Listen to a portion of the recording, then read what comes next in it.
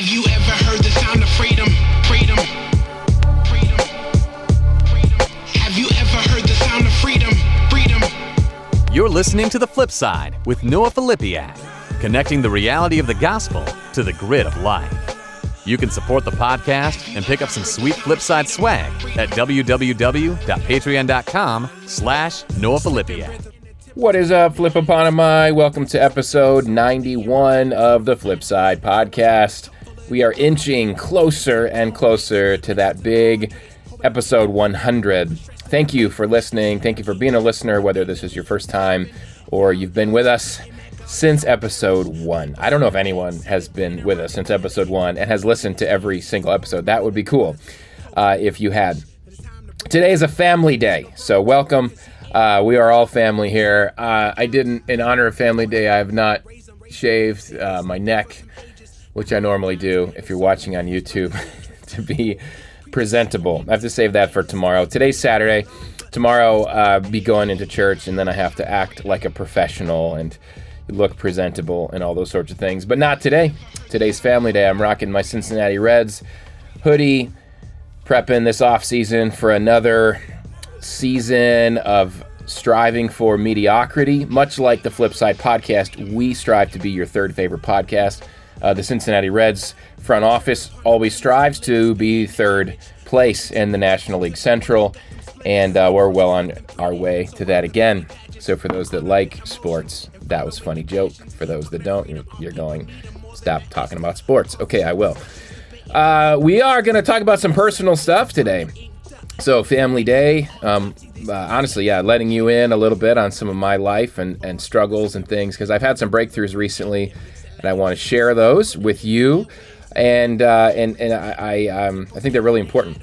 So if you follow on, so we have YouTube, we have the long form episodes, and then on our audio podcast feed only, we have 5-minute flips. Subscribe to get those. It's free to subscribe. The 5-minute flips are free, but it's content that's a little bit quicker to put out. And I put out a 5-minute flip about a week ago or so. It would have been last Saturday, I think it was, because it was the day before I preached on hope. And hope is the first theme of Advent. And so just go back on your feed and you can listen to the 5-minute flip called Hope Beyond Our Circumstances. But I've gotten some good feedback from listeners on that, and I think it's a really relevant topic and subject. So we're going to dive into that a little bit more. I want to share with you some breakthroughs I've had when it comes to the topic of control, and how giving up some control, surrendering is really the key word. Surrendering some control has really helped alleviate some of my depression issues, symptoms. Not saying that they're gone forever, but this idea of putting hope beyond my circumstances rather than putting my hope in my circumstances that I feel like I have control over has been a huge, huge thing. So before we jump into that, let me give a shout out to Angry Brew. Drinking my Angry Brew today in my Flipoponymous mug. You can go to angrybrew.com or 5lakes.com. Pick up some Angry Brew or Chris's Blend. Use promo code FLIP, and you will get 10% off your order. We are very appreciative of the sponsorship and the support from Angry Brew, coffee with a punch, twice as much caffeine as your normal coffee. So, fueled today by Angry Brew. Very good stuff. Thank you to them.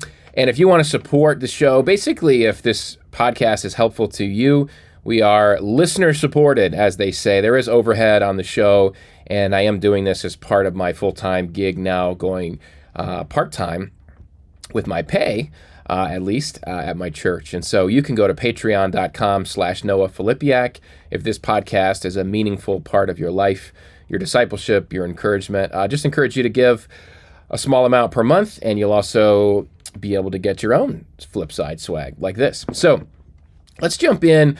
So the 5-minute flip, we talked through. I won't recap all of it because you can just go back and listen to it. But what I'm going to play for you today is the sermon that I preached on December 3rd. So the sermon that I did was titled Hope Beyond Our Circumstances. And it really is an expansion of the 5-minute flip. It's sort of the full version of that. And speaking of almost being at 100 episodes of The Flip Side, this is something that I used to do pretty often back in our earlier episodes, where I would, or relatively often, I would share a sermon that I did on a Sunday here on the podcast, if it seemed to relate to our listeners and the things we've been talking about. So I'm going to do that again today. We might do that a little bit going forward. Before we break into that sermon, I want you to start thinking about circumstances in your life, serious stuff, circumstances that you pray to God to change. And as it relates to, the recovery world, if you're someone who's listening, who's a reader of Beyond the Battle, and I think often the way this plays out in our lives when it comes to sexual sin, and it really could be any addiction, is we're going to God and we're saying, you need to change this thing. If you're married, you might be saying, you need to change this thing about my spouse. If you're single, likely you're saying to God, you need to change my status, my singleness status. I need to meet the right girl. I need to meet the right guy.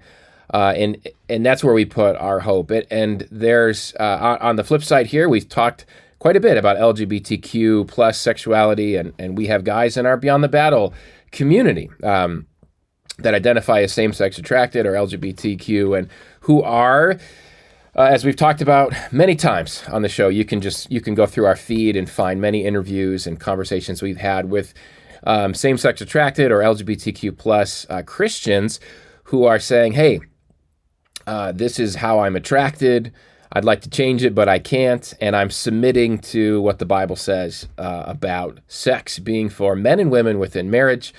And so if you're in that boat, I can't imagine the amount of times you've prayed to God for your circumstance to change, prayed to God and asked him, change my orientation, change my attractions, change this. Why wouldn't you change this? So wherever you fall in that, it might have nothing to do with sexual sin issues.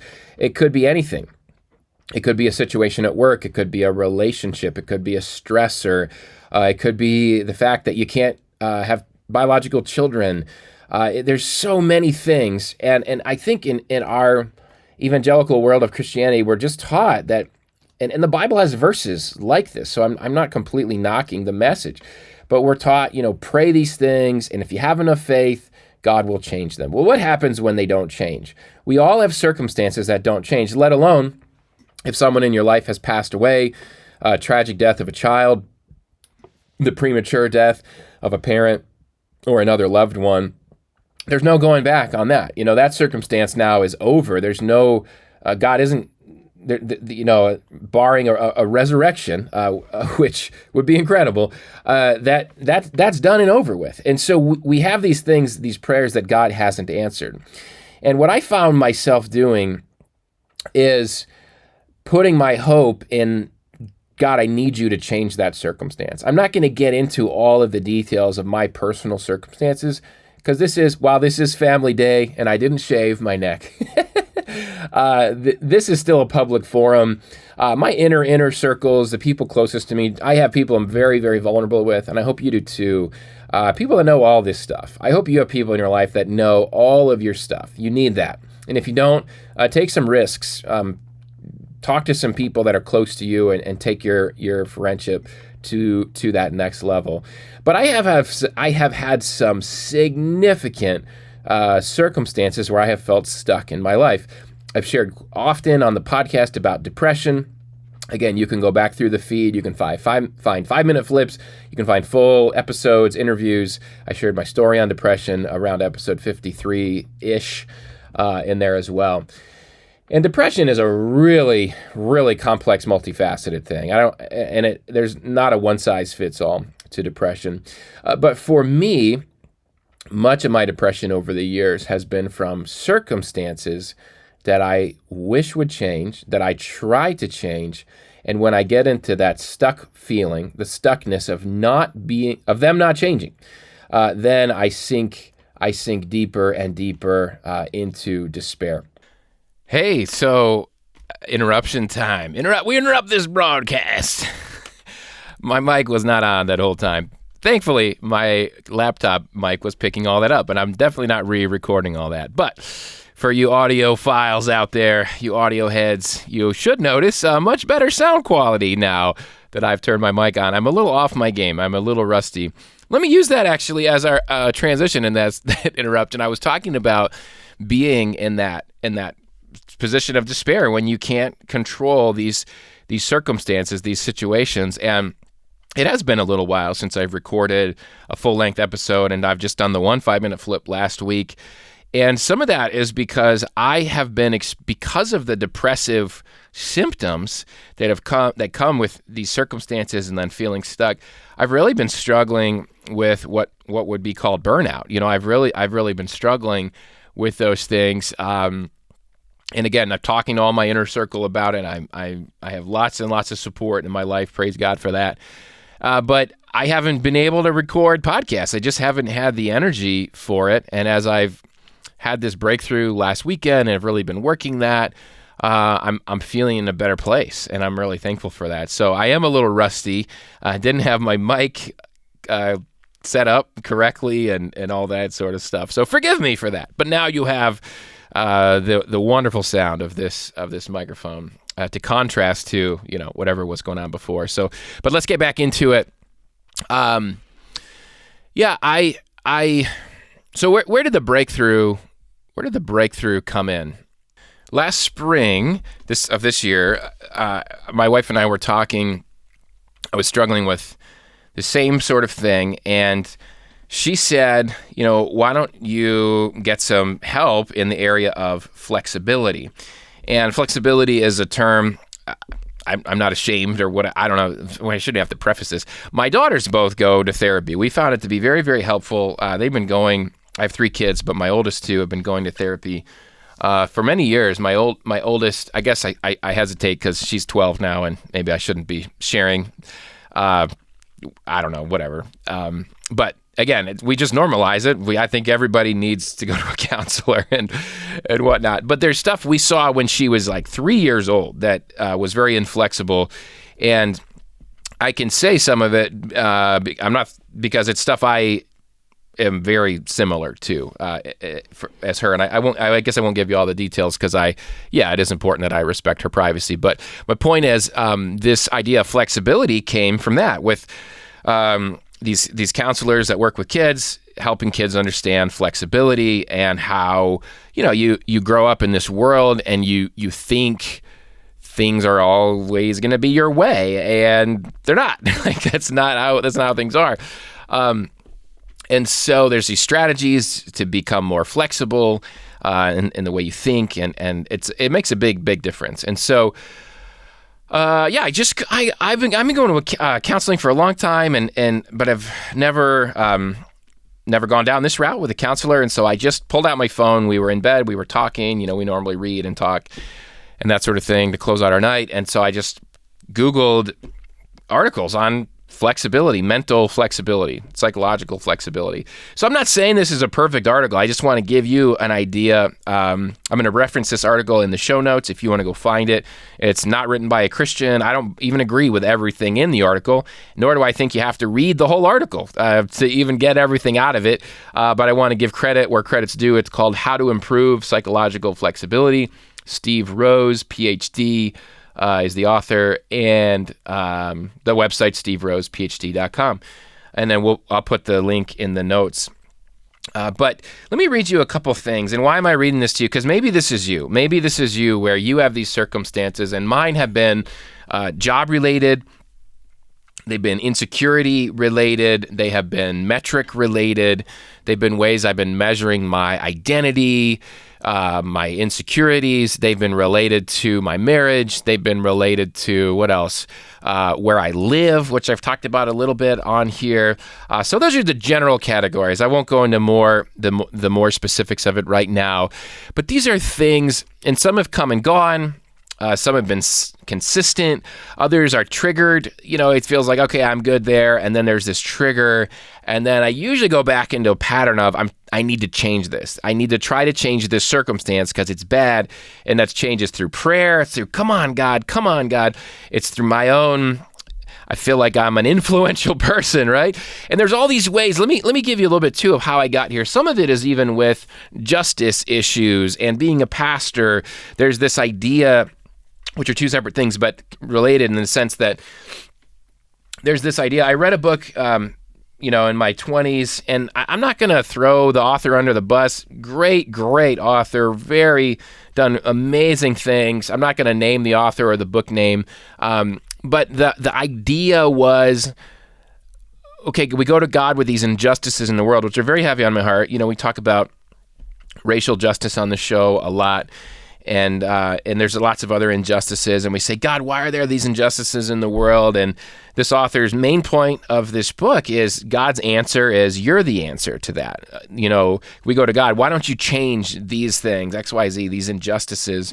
And his answer to us is, the answer to your prayer is you. You are the answer. Here's these Bible verses, how you're supposed to go do that. And I get it. But for me, really believing that deeply in my 20s has led to a lot of despair and discouragement, because guess what? The world is infinitely broken. It's infinitely broken. Noah Filipiak is not the answer to the world's injustice. Now, are there things I can do and you can do? Yes, and we need to be doing, and I do those things. But when I can really, and I'm proximate to a lot of injustice. I mean, I see it. The ministry we're doing in our church and our church location and my office location, and volunteering at the Boys and Girls Club.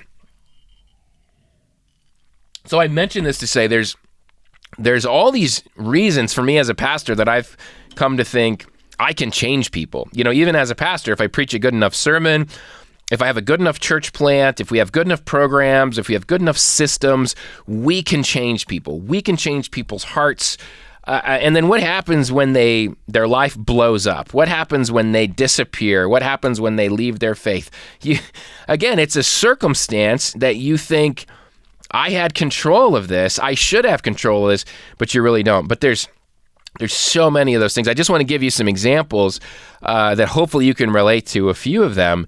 And perhaps if you're feeling depressed, that you can relate to some of this too. Perhaps some of your depression is coming from, I feel like I should be able to control this situation. This circumstance needs to change, and if it has to change. My hope is in this thing changing.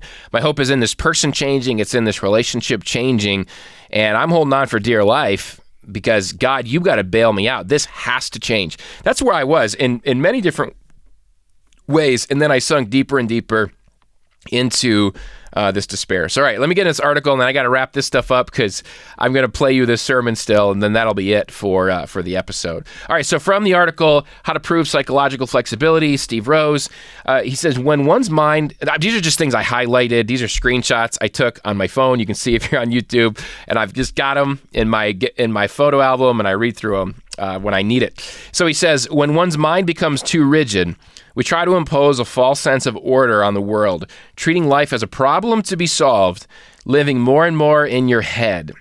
And I totally do that. I treat life as a problem to be solved, and I put my false sense of order on the world. That's the flexibility thing that my kids were doing at a really young age, and I'm doing it at a really adult age, that the sense of order is my sense of order. And I theologicalize it. We do that. Well, God, it's your sense of order. Just be careful with that. Be careful with that, because the world is in incredible disorder. And I'm not here. This doesn't have to change your theology if you're Calvinistic or Arminian. That's not at all the road I'm going down. I'm just saying, be careful that you don't underestimate the chaos that came with the brokenness of the world. The world is infinitely broken, and it will not be fully restored until Jesus returns. And that's our hope, right? But back to this, when we put a false sense of order on the world, that we can control these things, and life is a problem to be solved. Whew, for me as an 8 on the Enneagram, with a lot of 3 in me too, I'm telling you, life feels like a problem to be solved, and I'm going to solve it with God's help. All right, so the next one, You are not your thoughts. Rather, you can be aware of your thoughts, choosing where you want to focus your attention. And I get these really strong thoughts about these circumstances. I really don't like this blank. And it overwhelms me. And there's a process with this flexibility stuff where you can separate yourself from your thoughts. So we're going to talk a little bit more about that and a couple of these other screenshots. Maybe this is just fodder for you. You're going to a counselor. Take the stuff to your counselor if this is connecting with you at all, so that you can dive deeper into it. So that one, I wrote down me versus my thoughts. My thoughts aren't me, and I don't have to give them the authority that I give them when these really heavy, strong thoughts come my way. Well, more on that in a second. It says, when the mind becomes a dictator, we lose control of our focus. So again, I wrote down me versus my mind. The mind becoming a dictator, that I really relate to that, because the strong thought comes, I don't want this. This is my circumstance. I don't want it. It should be different. And then we lose control and our focus, because our focus is on that, the thing that isn't changing, and we lose our focus on what's right in front of us. And that's one of the next screenshots. On the same one, trying to impose a false sense of order onto the world. So kind of abbreviating here, I'm skipping around. Gaining distance from the dictator within allows for greater wisdom and peace of mind. All right, so next screenshot, there's two more. This means flexible attention to the present moment, as opposed to being caught up in thoughts about the past or future. And I am a great ruminator. My goodness, in my ministry space, I ruminate about the past. I made a bad decision there. This person's mad at me. What do they think of me? And I ruminate about the future. I'm worried about the sustainability of my church plant because we're this size, and I ruminate, how will we get out of this? How will we change this? How will we fix this? How will we, again, false sense of order, as if it's up to me to fix this circumstance in my church, or in this case is my job, my career, again, if you can relate there, or in my marriage, or in a relationship where somebody's mad at me, somebody's upset at me. Fill in the blank. When we ruminate about the past and the past and the future, I wrote in bold red, live. Where I'm not living. I'm not able to live in the moment, to live in what's right now in front of me, which includes living literally in a house in a city, town that I don't want to live in. Again, that's one of my circumstances. And I'm missing out on actually living life. And you go, well, that can't be the point of this. There's one more, and it has to do with the same thing. It says, worries of the future or ruminations on past situations. These thoughts generally start with what if or I should have, and derail our focus on what can be done here and now. And again, I wrote live, exclamation point. If I stop trying to control my circumstances and I can focus on what's here and now. And some of this might be weird to you, but I'm telling you, mindfulness meditations, I've had counselors for years let me say this too. I've had people talk to me about this for years, and I feel like I just had the breakthrough last weekend. And I don't know if it's going to stick around. I don't know. Pray that it does. But just know that this could be a really long process for you. Maybe this podcast is the beginning of that process. Maybe it's another push. It's like a dam in a river that's blocking. This resistance is there. Finally, that dam needs to break eventually, and maybe it's another push against that dam, or maybe this is the final straw, right? The final push that breaks it open, which I hope that's true. But I've had a counselor from a few years ago talk to me about this thing called radical acceptance. And I've tried radical acceptance. I tried to just do it. I tried to make myself accept my situation, and I had all these reasons, not to, and I'm going to fight it. There's a lot of pride in that. I'm not going to let go because I'm going to change this, and this isn't right, and this isn't what I would want. I've had people at a retreat. God gave me this word for you during this discernment, and it's just to let go. This was when I was in Lansing. This is when I'm pastoring my first church plant. So this is not a new issue for me. I'd love to let go. I don't know how. I don't know how to let go. This article, God has used it to help me begin to let go. And some of that's because I've gotten to a point, like I said, feeling burnout symptoms, a lot of depression, despair, stuckness, and going, I've got to let go. I've got to surrender these things to God. So we're going to transition over to this sermon, and I'm telling you, I preached this sermon. I preached it to myself as I just am experiencing freedom from this stuff that same weekend, which is pretty cool. And this isn't on the sermon, but we always end at Mosaic at my church with a song where we do communion first, and then we do a prayer invitation where people can come up and pray. And during that time, I just really heard from God the word surrender. I really heard from God the word surrender. And it was specifically one of these circumstances. And in general, all of them, surrender. Just surrender. Surrender this circumstance to me. And so I just want to give you that hope, that prayer, that encouragement is, sorry. I'm laughing. What? That is terrible. If you're on YouTube, this thumbs up just appeared on my screen on QuickTime. I have no idea where that came from. All right. Let me get back on track. Let me focus. How is someone like me with plenty of attention deficit issues supposed to focus when that happens on my screen? The word surrender. Thank you. Praise the Lord. We're back.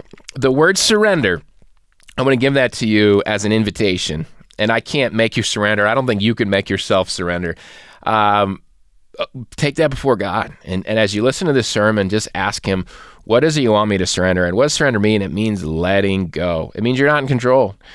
And look, I'm not spiritualizing this to the point of saying, you're surrendering it to God and God is going to fix it all. No, the point is it's not going to get fixed.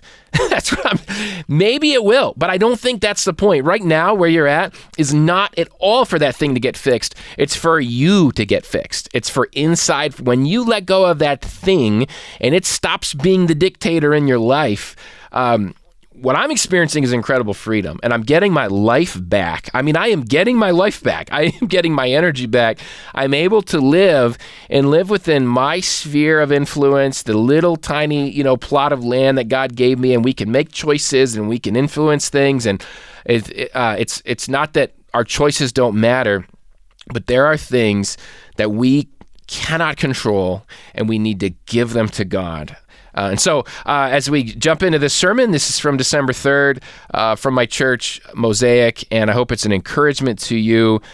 So listen, and I'll jump back on at the end to give you a few closing thoughts. So here we go into the sermon, Hope Beyond Our Circumstances. You ever heard the sound of freedom? Freedom.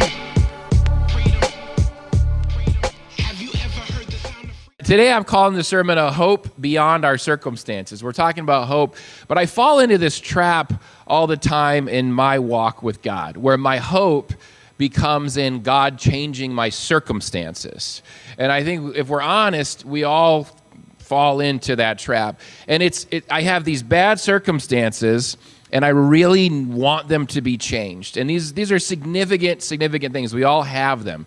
And it's confusing because in the Bible, we're even told God can change these circumstances. And sometimes he does change these circumstances, and we're told to pray that he would change these circumstances. So I pray and I ask God, change these circumstances, these heavy things that I cannot carry. Why don't you change them, change them, change them? And what happens is the hope that those circumstances change becomes the foundation of my life. So the foundation of my life is these things need to change for me to ultimately have hope, for me to ultimately have peace, for me ultimately to have joy. So when they don't change, what happens is I personally sink into despair, sink into depression, sink into questions about, God, why don't you love me? God, why aren't you listening to my prayer? Why aren't you changing these things? And it's becoming this truth we're going to talk about today, having a hope beyond our circumstances, is becoming more and more central to my faith the older I get. So the older that I get, and I'm sure you all could testify to the same thing, the more brokenness I experience. So when I was little, my world was really small, and that's good for a child, for their world to be really small. The older we get, though, we experience brokenness. We experience cancer. We experience people dying. We experience people hurting each other. And we go, the world is a broken place. And we also, as we get older, we experience the brokenness of the world. We see broken things that we don't know how to fix. I would hesitate to say they're unfixable, but on a global scale, things like war and genocide and global poverty and domestic poverty and poverty in our cities and out in the country and hunger and abuse. And you see these things and go, whew, the world is really broken. And it can be hard to get our bearings. It's hard for me to get my bearings as I grow, as I get older, especially believing in God and having my hope be in God. So these are the verses that Brian just read. These are the verses of our Advent reading today. And these verses are extremely filled with hope. And I'm going to read them again. It says, Lamentations 3:21-24, "Yet this I call to mind, and therefore I have hope.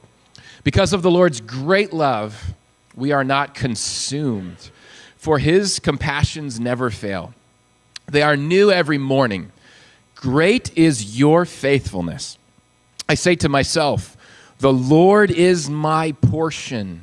Therefore, I will wait for him." Portion would be like food. The Lord is my food. I'm going to feed off of him. That's what I'm feeding off of. Therefore, I will wait for him. Now, if you aren't familiar with the book of Lamentations in the Old Testament, it has 5 chapters in it. And these 4 verses are 4 of only 6 verses of hope in the entire book. And the next 2 verses I'd include as those 6, and we'll read those in a little bit. So of a 5-chapter book, there's 6 verses about hope. You know what the rest of the book is about? Utter darkness and despair. It is such a dark, dark, dark, dark book. Now, what we've done, and this is a good thing, we've taken these 4 verses and we've made hymns out of them. I sang hymns growing up in church about these verses. We've taken these verses and we've made worship songs out of them, and that's good. We should do that.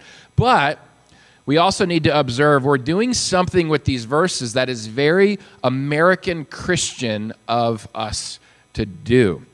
There's a pattern, and it's different than how the Jews approach God and how Jesus would have approached, Jesus is God, but also how Jesus would approach the Father. Jesus was a Jew, and the Old Testament is the scriptures of the Jewish people. And we're going to see a contrast in how they approach God when it comes to hope in the midst of circumstances, different than how we as American Christians have approached God with hope when it comes to circumstances. But there's a pattern where we approach God. And you guys know what the word resilience means? Resilience means when trials come, do we make it through trials? And it's really important in life to have resilience, but it's really important that our faith has resilience too. And I think our faith has been taught to us in a way that is not resilient building. It's been taught to us in a way that, again, God changed my trial, and if you don't, there goes my faith, right? Okay, so we want to look at that today. Where do we get our hope from? Because hope is where we get our resilience from. Hope is when the trials are coming, the suffering is coming, and it's not leaving, and what are you resting in? That's your hope. That's where you get your resilience from. So this is really deeply ingrained in the Jewish faith and in the Jewish scriptures. I want to give a quick contextual background of what the book of Lamentations is. So I won't go really long on this, but if you know, if you don't know the story of the Old Testament, just really briefly, if you start in Exodus, where Moses led the Israelites out of slavery, they were heading to the promised what? Promised land, okay? The promised land. And really, I think it's safe to say the entire Old Testament from that point on, and you could go back to Abraham too, is about the promised land. That was the land promised to Abraham. The whole Old Testament is about this land, okay? The whole Old Testament is about the promised land, and then Moses leading the Israelites to the promised land. Joshua takes them into the promised land, and then from Joshua on, you get prophet after prophet after prophet telling the Israelites, hey, listen, if you want to keep this land, you'd better stop worshiping idols, And you better stop the injustice. Injustice and idolatry over and over are the messages of the prophets. You read Jeremiah, you read Isaiah, you read the minor prophets, and it's really the same message over and over. You're going to lose the land if you continue in your idolatry. If you continue disobeying God, you continue with this injustice. And so what finally happens in 586 BC is they lose their land. They lose the land. The exile is finished, and so stories like Daniel in the lion's den is a famous story. That happened during the exile. It didn't happen during Israel. That happened over in Babylon because they had lost the land. So what Lamentations is, we believe Jeremiah wrote Lamentations, and it is like he's watching what's happening in the land and chronicling it and writing it down. And it is not pretty. So the point is, this is gold right here. This is a gem that we pull out from Lamentations and say, put your hope in this. But guess what the gem is covered in? A big pile of, and I'll just leave a blank there, in your notes. You can fill that in your notes yourself, like they do the blanks in the sermons. I'll leave that for you. A pile of blank. That is what this gem is in. And it is such a deep pain that the people are experiencing from losing their land. This is not like if we lost Grand Rapids, your city that you live in, okay? That would be traumatic. If an invading force of another country came in and they took out the United States or they took out Grand Rapids, that would be very, very traumatic. And it was that, but so much more than that. For the Jews, their history, their identity, their connection to God was based in this land. God's promise was based in this land. Their whole story led up to this. Now, this is not an exact parallel, but just to get us emotively feeling this a little bit as Christians, this would be like, and again, this is not true. This is just a parallel. This is trying to get us to think about this. If God were to show up and say, hey, Christians, Jesus is no longer the Messiah, what would that do to your heart? You like, that isn't, there's no possible way that that's true. It would be crushing, except in this case it was true. That the promised land was no more. The temple was destroyed. The Holy of Holies, where God's very presence dwelt, was no more. So imagine you have a place, the temple. This is literally where God's presence dwells, and that temple is gone. Now what are you thinking? God is gone. God is also gone, and he has finally, ultimately abandoned us. We need to feel what they were feeling. And now I want you to think about your circumstances. As we talk about a hope beyond our circumstances, do your circumstances ever feel so bad that it feels like God has abandoned you? Because that's where we find ourselves in the book of Lamentations. God, I've prayed and I've prayed and I've prayed, and look at where I am. It feels like you have abandoned me. Now, to really get the punch of this passage, we have to understand the rest of the book that comes before and after these beautiful, beautiful verses. Because if we just pull these out, it's a very American Christian thing to do. And we have to understand that that is not the way the book of Lamentations was written, nor what this being the pinnacle of the book, in the middle of the book, it loses its light if we don't look at the darkness that surrounds us. So I want to look at just a few verses prior to these beautiful verses. Look back over them quickly before I change the slide. This recalling of hope. The Lord is my portion. This hope I have in God. Just 5 verses prior to this, it says, God, he has broken my teeth with gravel. He has trampled me in the dust. I have been deprived of peace. I have forgotten what prosperity is. You can get a little feeling what's going on in this book. Lamentations 2, the chapter before, he says, my eyes fail from weeping.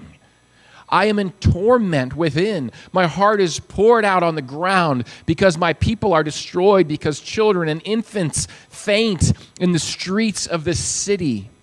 There's the invading forces come in and they've killed many, many people. And now there's a famine in the land with whoever is left. People are starving to death, and Jeremiah is chronicling this scene. Lamentations 4, just after these verses about putting our hope in God, It says, this is really grotesque. It says, their skin is shriveled on their bones. It's become as dry as a stick. Those killed by the sword are better off than those who die of famine. Racked with hunger, they waste away for lack of food from the field. This is a really dark, dark, dark verse that it's hard for me even to read in church. Like, we wouldn't read this as our Advent reading. And I even had to make a decision. This is the last one I'm going to read to you, but Lamentations 2:20 and 4:10 are, I think, some of the darkest verses in the whole Bible. And maybe it's because I'm an American Christian, I don't know. I couldn't even bring myself to read them to you out loud in church. They're about mothers eating their own children because of the famine. This is what is going on in the book of Lamentations. Now, what I have here up on the screen are contemporary pictures of what's called the Western Wall in Jerusalem. You may have heard it called the Wailing Wall. Don't call it that. That's a derogatory term to Jews. But this is the Western Wall, and it is the last remains of Herod's temple. So in AD 70, just a few decades after Jesus, the Romans came in. I won't give you the whole history lesson, but the Solomon's temple, the beautiful temple of the Old Testament, was destroyed by the Babylonians in 586 BC. That's Lamentations. Herod came in, and he had his ulterior motives, and that's fine, but he created a replica temple but prior to Jesus being on the scene. This was the temple of Jesus, was Herod's temple, and it got the job done. It got the job done. It did all the things the Old Testament required, and it was a very, very sacred place still for the Jews. AD 70, the Roman Empire comes in and destroys that temple, and that temple's never been rebuilt. So again, major holy site for Jews. The Western Wall is the last remains of Herod's temple. It would have been the walls around the temple. You can look up on Google what the temple would have looked like. But this is also the closest in proximity to where the Holy of Holies would have been. And so this is the holiest place for the Jewish people today. And the book of Lamentations plays a key role in the prayers that happen at the Western Wall. The book of Lamentations, many read the book every week at the wall. I challenge you to try to read the book once. It's hard to get through. And it's read every week at the Western Wall. As a part of annual remembrances, it is read aloud in Jewish communities by Orthodox Jews on the anniversary of the 586 Solomon's temple being destroyed and on the anniversary of the 70 AD Herod's temple being destroyed. So twice a year, this book and all the graphicness that I just read and way more is read annually in the community. Why is that? It's because Jews understand that things are not as they should be, and we lament it. So the word lament is buried in the book name, Lamentations. Lament, Lamentations. A lament is a prayer to God where we cry out to God and we say, things are not the way they should be. About a third of the Psalms, give or take how you count them, are lament songs. Songs, prayers, psalms, which is what the Psalms are. In a lament, in the book of Lamentations, through the pain, we are reminded to put our hope in God's love, which transcends all of this pain. All of this pain is here, and yet God's love transcends it. And I want to kind of break down what that word transcend means.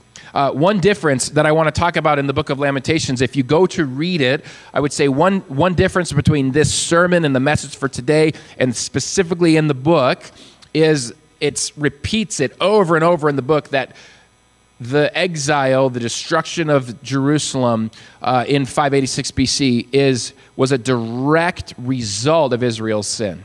It was a direct punishment for them disobeying God, for not living up to their side of the old covenant. And Jeremiah is really clear on that. The whole old covenant, led up to that. The whole Old Testament points to that. So what I don't want you to hear, so listen closely, I don't want you to hear your bad circumstances are the result of your sin. Now that could be. When we sin, it brings destruction into our lives. So you may need to repent of sin. If you have a drinking problem, if you have a problem, we did the habits and hang-ups, all the addictions, the sex addictions and porn and the drinking and the finances and all that stuff. I mean, our sin issues can get us into trouble. no doubt. Okay, so we need to repent. But overall, and we don't have time to get into it here, our suffering today, it's a result of a fallen world, that sin has broken this world, but I don't want you to think that the cancer you experience is because of sin in your life. And if anyone tells you that, they're wrong. That's not the message of the Bible. Now, specific to this book, there was a covenant God had with Israel, and he said, if you keep idolatry and injustice, you're going to lose their land, and they did. So I want to clear that up. But within this book, there are still so many things about hope that we can take into our contemporary situations. And I'll mention too, as we jump into that, there's lots of lament psalms that have nothing to do with our sin and have everything to do with just the suffering that we go through, But what we can see in Lamentations is that there's hope not found in circumstances. So I promise you that what they were going through in Lamentations is worse than what you're going through today. And I'm telling you, I know you're going through some hard things. And I'm going through some hard things. And I promise you what they were going through in Lamentations is worse than what you're going through and what I'm going through. And they were able to find hope, real hope, despite their circumstances. And I'm telling you, do not put your hope in your circumstances. Don't put your hope in God changing your circumstances. Put your hope in God, period. God can be the undergirding of your life, the foundation of your life, that when everything else is swept away, he is still there. And it's not just him as a person, it's his love for you. The author of Lamentations goes back to God's love, his unfailing love, his compassions, which never fail. I want you to think about the ocean. If you've ever been out in the ocean, out into, if you're up on the surface of the waves and you're trying to swim, especially if there's a storm coming, there's lots of waves, right? There's lots of waves and they're hitting you, and you don't want to be out in the ocean without a boat. You're not going to make it. It's too much going there. It's chaos on the surface of the waters. It is chaos on the surface of the waters. But if you go, this wouldn't be me, but those crazy people that scuba dive, and you go deeper, you watch those videos. I'll be the YouTube watcher, watching people scuba dive. I'm okay with that. But as scuba divers go deeper and deeper and deeper into the ocean waters, into the depths of the waters, what happens to the water? It's calm, isn't it? It's calm. It's not chaotic. It's not choppy like it is up on the surface. This is where God is in our circumstances. We can operate out of the depth of the calmness of God's very presence in our lives. We're going to come back to that metaphor in a little bit. There are questions out there when it comes to suffering that are bigger than our pay grade. They're bigger than my pay grade. They're questions that we will not understand on this side of eternity.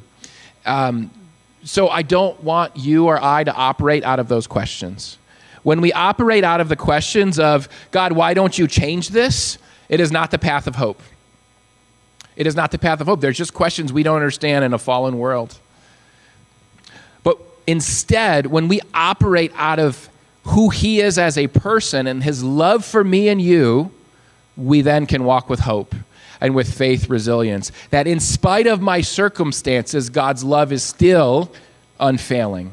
His compassions still never fail. And that will be my life source. My life source will be God's love for me, not if he does or doesn't change this circumstance. And if you look at Jesus' life on this earth, he did not change every circumstance. He did not heal every sickness. He didn't solve world hunger. There was many things he didn't do, but he came as a person who is ready to love God's children.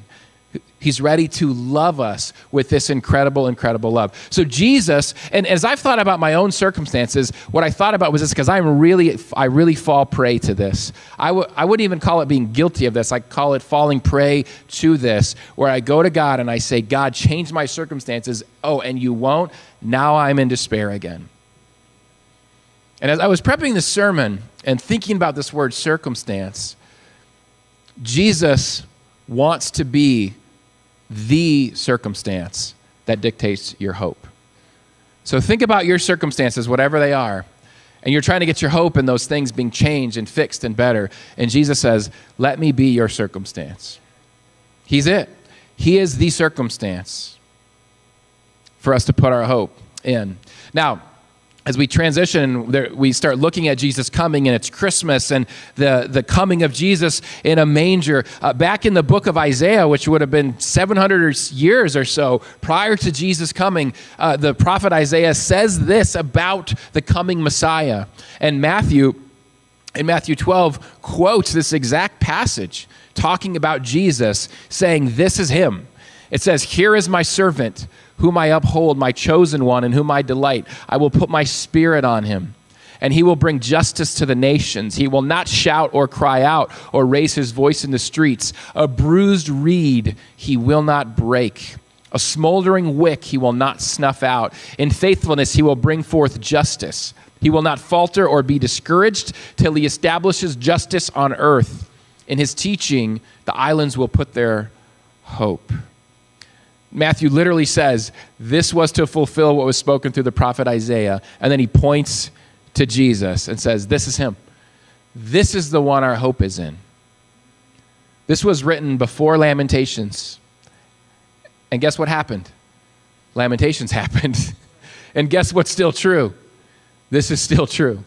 Our hope is still in the Messiah, despite our circumstances. And as I read through this, doesn't this sound good? I mean, I read through this and you're talking about justice against evil, justice against oppression on the whole earth. That sounds really, really good. Verse 3 brings such comfort. A bruised reed he will not break. What that is a reed that's been bent. And if it gets bent any further, it's going to break. A smoldering wick is a wick that's just about out. If one more gust hits it, it's out. You've been there? And the promise of the Messiah is that he will not break a bruised reed. He will not snuff out a smoldering wick. I can so relate to those two metaphors. But if my hope or our hope is in the choppy surface waters, that wick is going to get snuffed out. Because our circumstances, they're going to fail. They're going to fail. But if my hope is in the love and person of Jesus, that is deep, deep below the choppy waters, that is eternal, that is here, that is with me, that transcends all circumstances. There will be a day where there will be no more circumstances. Amen to that? I mean, you'll be before Jesus, and whether you are rich or poor or oppressed or the oppressor, if you are in Jesus, all circumstances are gone. And all the illness is gone, and all the sickness is gone, and we will have Jesus. And we will say, I am so glad my hope was in you. I was so glad that my hope was in you. Yet this I call to mind, and therefore I have hope. Because of the Lord's great love, we are not consumed. For his compassions never fail. They're new every morning. Great is your faithfulness, I say to myself. The Lord is my portion, therefore I will wait for him. Do you remember this? The next two verses come right after this are really key. And as Americans, we're going to hate them. The Lord is good to those whose hope is in him. Okay, I'm tracking there. I like that. To the one who seeks him. Okay, I'm good. I like that. It is good to wait quietly. No, it's not good to wait quietly. No, it's not, God. I don't want to wait, and I'm sure not going to wait quietly. I'm going to wait like a child who's throwing a tantrum because I want that thing that I want. It is good to wait quietly for the salvation of the Lord. Can you imagine reading this in the middle of that desolation of the promised land? And you are told by God, it is good to wait quietly for the salvation of the Lord. Like, no, God, I'm good. Where else will you turn? Because God's mercies never fail. His compassions are new every morning. But God's people in the Old Testament were waiting for a hope here in these verses that transcended their circumstances. They were waiting for something deeper than their circumstances. It was a love. It was a person. It was a power deeper than their circumstances. And they had some pretty powerful circumstances going on, didn't they? There was one, capital O, one left standing when circumstances cease. And as we go into the New Testament, we'll land the plane here. As we prepare for Christmas, we prepare for Jesus, this message never changed about hope. This message never changed about hope. This is Romans 8:24-25. Romans, this thick, rich book about the gospel, the saving gospel of Jesus. It says, for in this hope, the hope of Jesus, the hope of the gospel, in this hope we were saved. But hope that is seen is no hope at all, because you see it. Who hopes for what they already have? Oh, I hope I get this phone.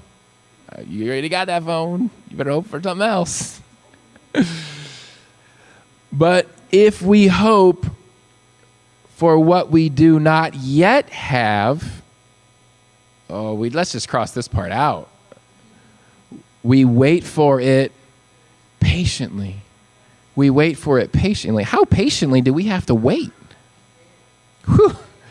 If you know your Bible, you don't want to answer that question because it's like hundreds of years sometimes. If you're lucky, it's 40, I mean, so, right? And this last verse, a very simple verse, but doesn't it sum up so much in Romans again? Be joyful in hope, patient in affliction, faithful in prayer. And I can tell you, Mosaic, God is calling us to be faithful in prayer.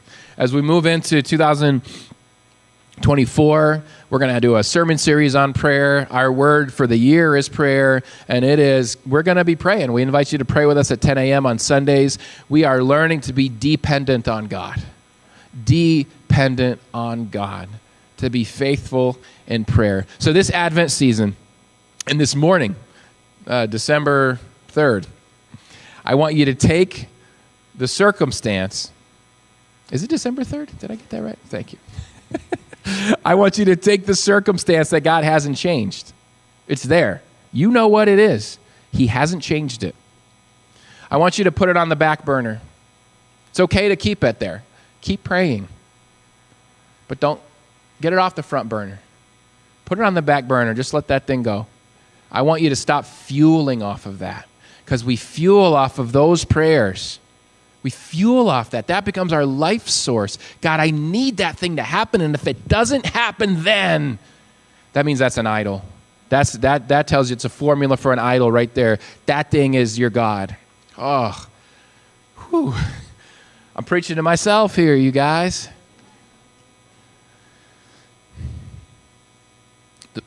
Put the person and love of Jesus on the front burner.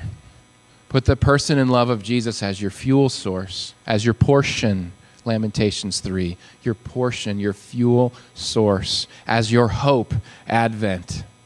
Your hope for yourself, the person and love of Jesus. The hope for yourself is the person and love of Jesus. The hope for the world is the person and love of Jesus. In John 15, abide in Jesus. Abide, abide, abide, abide. Rest in Jesus and have him fuel you. You can be going through affliction. And Romans 12 tells us you can still be joyful in hope. You can still be faithful in prayer. Church, let's go through our affliction being joyful in hope and being faithful in prayer. It doesn't mean your prayer's not working. It doesn't mean that prayer doesn't work. It doesn't mean God doesn't love you. Prayer is our way of plugging into Jesus. We need to plug into Jesus. Say, be my life source. I need you to fuel me. Because my circumstances sure aren't. I need you to fuel me. Bring me your hope. Bring me your joy. Bring me your peace. Bring me hope beyond my affliction. We're going to go into a time of communion next. We'll bring the worship team back up, and I love communion every week because it is such a time for us to recenter ourselves on the body and the blood of Jesus. And a sermon about hope beyond our circumstances. Guess what? Guess what? The circumstance of the empty tomb, the tomb is still empty. And the one circumstance that will never change is Jesus' love for you. And so as you come to the communion table, be renewed in your hope in Jesus, that it is a hope beyond your circumstances. Let's take some time now. Lorana, just start the first track. We'll play a little music here.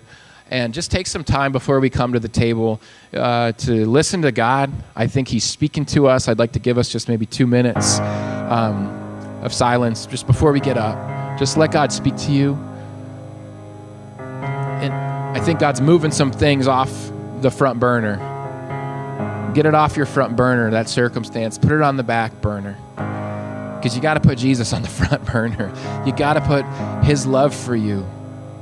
Your identity in him as his child. The circumstance that can never be shaken on the front burner. And just tap into that for a few moments. And then we'll move into a time of singing and a time of communion. Ever heard the sound of freedom?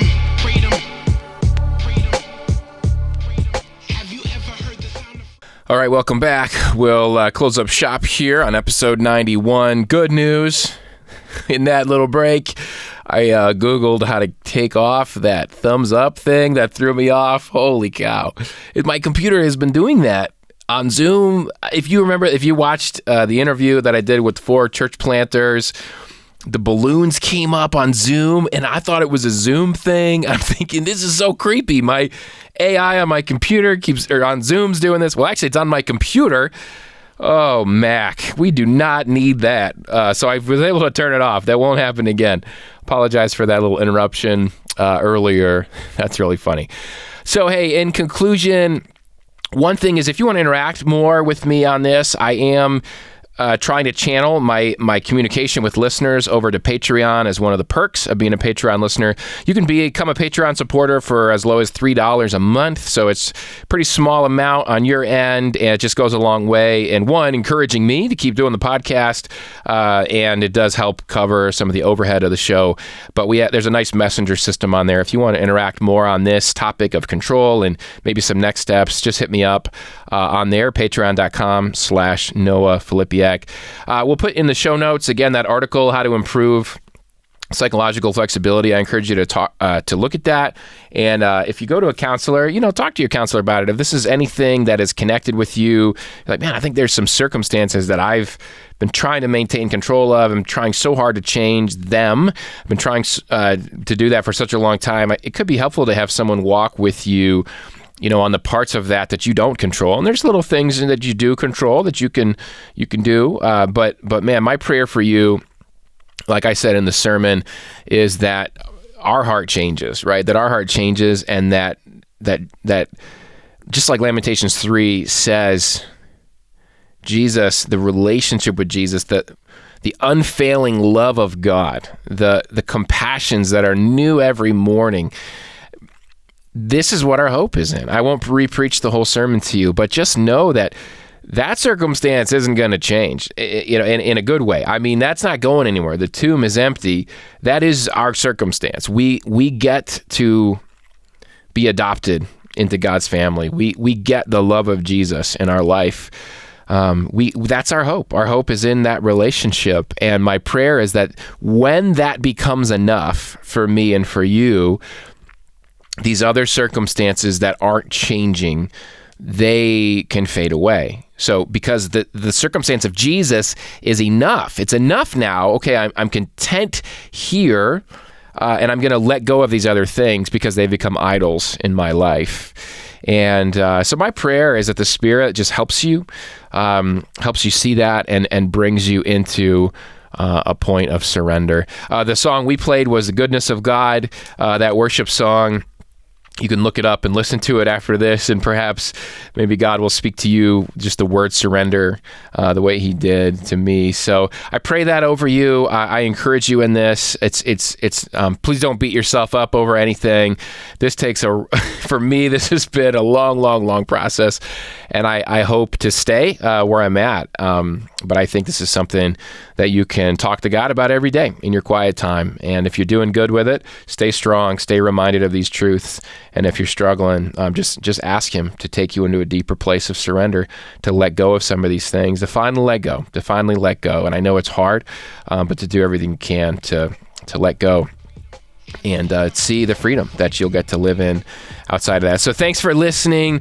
This wraps up episode 91. You can watch all of these episodes on YouTube, youtube.com/Noah Filipiak, and subscribe over there. You can check out all of our 5-minute flips on the audio podcast feed, and I will see you next time on The Flip Side. The Flip Side with Noah Filipiak is a Beyond Ministries production. Copyright Noah Filipiak. www.noahfilipiak.com. Theme music by Kyle Lake at K-Lake Music. Used with permission. Please leave a review on Apple Podcasts and subscribe wherever podcasts are found. It's time to bring me closer. There's no purgatory, cause you're in or you're out. When you see him in the clouds, you know it's going down. Raise them. They've been sleeping for some ages. Now all God's babies so confused by this hatred. Pulpit preachers shouldn't aim to be A-list. Money probably long, but short is what your days. Have you ever